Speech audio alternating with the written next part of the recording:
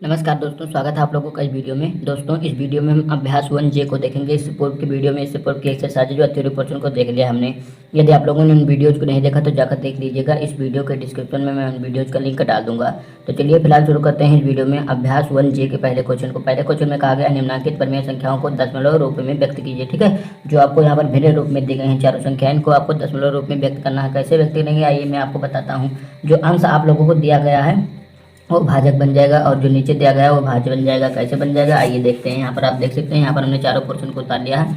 तो कुछ इस प्रकार से करेंगे। तो ये जो अंदर वाला ऊपर वाला है इसको हम अंदर ले जाएंगे, यानी भाज्य बन जाएगा, भाजक बन जाएगा और इसको हम भाज्य बनाएंगे। ठीक है, तो ये देखिए 11 जो था वो अंदर चला गया, 3 यहाँ पर बाहर आ गया। अब इसी से गुणा मतलब भाग कर देंगे। तो भाग करना तो आपको आता होगा, मतलब इतनी 3 का पहाड़ा इतनी बार पढ़ें कि 11 से ज़्यादा ना हो। तो 3 3 9 हो जाएगा, बच जाएगा 2। अब यहाँ पर दशमलव लगाएंगे, यहाँ पर 0 बढ़ा देंगे। दशमलव लगाने के बाद 0 बढ़ा सकते हैं। ठीक है, 3 छंग 18 हो जाएगा, फिर 2 बच जाएगा, फिर 3 छंग 18 होगा, फिर 2 बच जाएगा। इसी प्रकार 6 6 आता रहेगा। ठीक है, तो हम इसके लिए क्या करते हैं, यहाँ पर जैसा कि देख सकते हैं 3.6 आ गया है, लेकिन 6 6 रिपीट हो रहा है, ऐसे 6 6 आता रहेगा। ठीक है, तो हम क्या करते हैं, इसको हम इस प्रकार से लिख सकते हैं 3.6 इस पर बार लगा देते हैं कि मतलब ये समाप्त नहीं होगा, बार बार आता रहेगा। दूसरे में 17/5 तो 17 अंदर जाएगा, 5 बाहर आ जाएगा। ठीक है, तो इससे गुणा करेंगे तो 5 3 15 हो जाएगा आप लोगों का, और बच जाएगा कितना, 2 बच जाएगा। तो ये हो जाएगा, दशमलव लगाएंगे 20 हो जाएगा।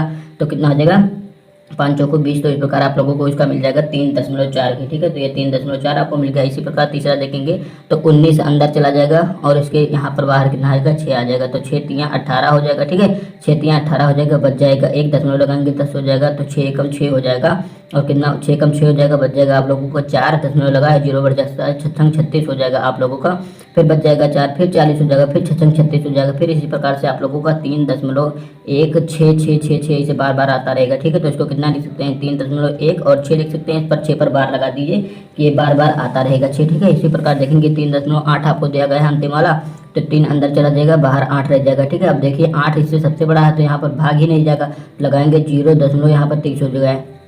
तो 8 दूनी 16, 8 3 24 हो गया, 8 3 24 हो जाएगा आप लोगों का, बच जाएगा 6। तो यहाँ पर हम दशमलव लगा है 0 बढ़ा सकते हैं, तो 8 7 56 आप लोगों का हो जाएगा। ये जाएगा 4, ये हो जाएगा, दशमलव लगा है 40 हो जाएगा। तो 8 5 40, तो आप लोगों को कितना मिल जाएगा, इसका मिल जाएगा दशमलव रूप जो 0.375 मिल जाएगा। आपके लिए चलते हैं दूसरे वाले पर। क्या है कि निम्नलिखित परिमेय संख्याओं को दशमलव रूप में बदलिए। अब आपको माइनस में दिया गया है, इनको भी आप लोगों को दशमलव रूप में बदलना है। तो इसको कैसे करेंगे, तो आइए देख लेते हैं। इसको हम कुछ इस प्रकार से करेंगे। चारों पोर्शन, पहले पोर्शन में आपको दिया गया है -5/4, तो -5 अंदर जाएगा, 4 बाहर जाएगा, मतलब -5 अंदर जाएगा और 4 जो है बाहर आ जाएगा। तो -4 हम यहाँ पर लिखने का कोई मतलब नहीं, माइनस हम बाद में लगा देंगे। ठीक है, तो यहाँ पर जब आप लोग इसको हल करेंगे तो आप लोगों को ये मिल जाएगा, कितना मिल जाएगा, 1.25 आप लोगों को मिल जाएगा। लेकिन यहाँ पर माइनस हमने छोड़ दिया था, तो 1.25 मिल जाएगा, लेकिन यहाँ पर माइनस का मिल जाएगा। ठीक है, इसी प्रकार दूसरे में देखेंगे तो दूसरे में -15 अंदर जाएगा, बाहर 2 आ जाएगा। ठीक है, माइनस लगाने का कोई औचित्य नहीं, बाद में लगा दीजिएगा। ठीक है, तो हल करेंगे तो आप लोगों को कितना मिल जाएगा, ये मिल जाएगा आप लोगों को 7.5। ठीक है, और यहाँ पर माइनस था तो माइनस का आ जाएगा। इसी प्रकार देखेंगे माइनस का 16, तो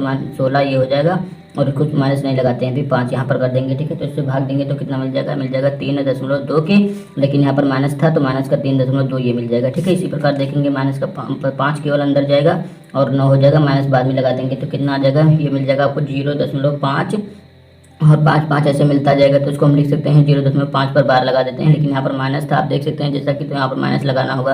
तो इस प्रकार ये हो गया दूसरा। आप देखेंगे तीसरे में आपको कहा गया है निम्नलिखित परिमेय संख्याओं में से कौन कौन सी परिमेय संख्याओं को शांत दशमलव में निरूपित किया जा सकता है। यहाँ पर कुछ संख्याएं दी गई हैं, कैसे पता चलेगा कि किन्हें किन्हें हम शांत दशमलव के रूप में व्यक्त कर सकते हैं। ठीक है, तो जैसा कि हमने थ्योरी पोर्शन में अब बताया था कि जो भी संख्याएं दी गई हैं उनके हर का अभाज्य गुणनखंड करते हैं। उनके हर के अभाज्य गुणनखंड में 2 5 दोनों, या 2 केवल 2, या 5 केवल 2, या केवल 5 आया हो, इसके अतिरिक्त कोई और संख्या ना आई हो अभाज्य गुणनखंड में, तो वह संख्या जो होगी शांत होगी, और यदि कोई दूसरी संख्या आई होगी तो वह अशांत होगा। तो आइए इसी प्रकार से देख लेते हैं। जैसे 4 दिया गया तो 4 को 2 × 2 लिख सकते हैं, यहाँ पर केवल 2 आया है। 8 को लिखेंगे तो 2 दूनी 4 दूनी 8 आ जाएगा, 3 बार लिखा जाएगा। ठीक है, इसी प्रकार 10 4 आ जाएगा, फिर 2 × 2 आ जाएगा 4, ये भी शांत होगा। ठीक है, तो तीनों शांत होंगे। अब 10 आ गया है तो 10 को कितना हो जाएगा, 10 को 2 × 5 तो 2 5 दोनों आया है। यहाँ पर केवल 7 आया है, तो 7 वाला आपको पता है कि 7 से ही कटेगा, तो यह अशांत होगा। ठीक है, और 15 आप लोगों को मिल गया है, तो मतलब 6/15 मिला है, तो इसको हम सरलतम रूप में सबसे पहले करते हैं। तो 3 मिल जाएगा यहाँ पर 2, मतलब इसको किसने से काटा, हम यहाँ पर 3 से काट देते हैं। इसको 3 से काटेंगे तो 3 दूनी 6, इसको हम कितना काट देते हैं, यहाँ पर आप लोगों को मिल जाएगा, तो 5 3 15 आप लोगों को मिल जाएगा। तो यहाँ पर आप देखिए 5 आ गया है इसके नीचे, तो यहाँ पर 5 ये सब कट रहे हैं, केवल इसको छोड़कर बाकी सब शांत दशमलव में है। तो यहाँ पर आप लिख सकते हैं और 6/15 जो आपको दिया गया है, ये सारी संख्याएं जो हैं इन्हें हम शांत दशमलव रूप में व्यक्त कर सकते हैं।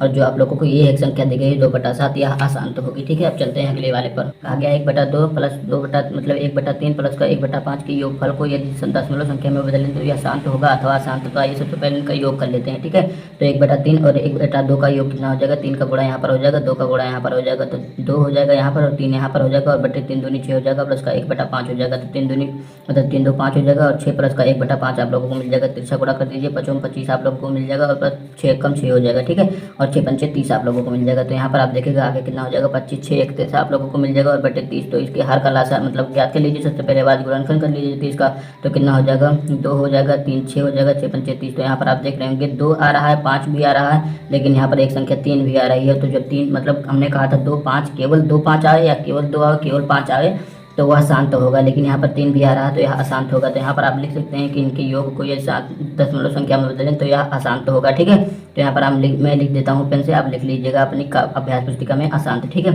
अब देखेंगे पाँचवें में आपको कहा गया है निम्नलिखित परिमेय संख्याओं में किस किस का शांत दशमलव संख्या में निरूपण नहीं हो सकता है। ठीक है, मतलब किस किस का शांत दशमलव में निरूपण नहीं हो सकता, मतलब कौन कौन सी संख्याएं अशांत हैं। ठीक है, सबके हर का लासा ले लेते हैं। तो यहाँ पर आपको 7 दिया गया है, 7 7 से ही कटेगा। 6 आपको मिला है तो 6 को 2 गुणे 3 लिख सकते हैं। यहाँ पर 3 आ गया, यह भी अशांत होगा।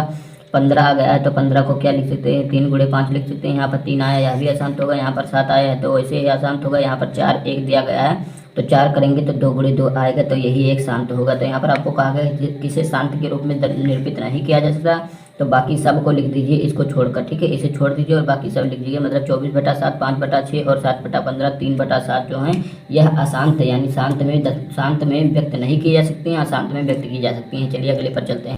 अब देखिए छठे क्वेश्चन में आपको कहा गया है अपनी अभ्यास पुस्तिका में निम्नलिखित कथनों के सम्मुख सत्य के लिए ये चिन्ह लगाइए तथा असत्य के लिए गलत का चिन्ह लगाइए। ठीक है, देखेंगे पहला जगह 1/25 का निरूपण एक शांत दशमलव संख्या में व्यक्त किया जा सकता है। तो इसके सबसे पहले हर का लासा ले लेंगे। ठीक है, इनका लासा लेकर मतलब अभाज्य गुणनखंड करेंगे। यदि इसमें 5 और 2 दोनों आता है या 5 केवल आता है या केवल 2 आता है तो यह शांत होगा। ठीक है, तो 25 का करेंगे तो 5 गुणे 5 आ जाएगा, केवल 5 आ रहा है तो यह शांत होगा। जबकि यहाँ पर आपको कहा भी गया है कि शांत होगा, तो यहाँ पर सही होगा। तो यहाँ पर हम सही का टिक लगाएंगे क्योंकि क्वेश्चन में कहा गया सही के लिए लगाना है। देखा दूसरे में कहा गया है 1/9 का निरूपण एक शांत संख्या किया जा सकता है। तो यहाँ पर देखिए 3 का करेंगे 9 का करेंगे तो 3 गुणे 3 आएगा, 2 न 5 आ रहा है तो यह अशांत होगा। ठीक है, जबकि यहाँ पर शांत कहा गया है आप लोगों को तो यह गलत हो जाएगा। तीसरे में देखेंगे यहाँ पर 0.6 और 0.600 इतना में कोई अंतर है, कोई अंतर नहीं है। तो यह बात इनकी सही है क्योंकि 6 दशमलव के बाद कोई संख्या दशमलव के बाद कोई शून्येतर संख्या हो उसके पश्चात शून्य लगाने का कोई मतलब नहीं होता है। ठीक है, यदि यहाँ पर कुछ संख्या होती तो इसका मतलब होता, तो यहाँ पर ये बात इनकी सत्य है तो यहाँ पर हम सही का चिन्ह लगाएंगे। चौथे में देखेंगे कहा गया 3/7 अपने दशमलव संख्या के रूप में अशांत आवृत्ति नहीं है। 3/7 एक अशांत आवृत्ति नहीं है, तो यह बात इनकी गलत है, यह अशांत आवृत्ति है। इसी के साथ आप लोगों की एक्सरसाइज 1J कंप्लीट होती है। अगर वीडियो आपको अच्छा लगा तो वीडियो को लाइक शेयर और चैनल को सब्सक्राइब करना ना भूलिएगा। धन्यवाद, मिलते हैं अगले वीडियो में।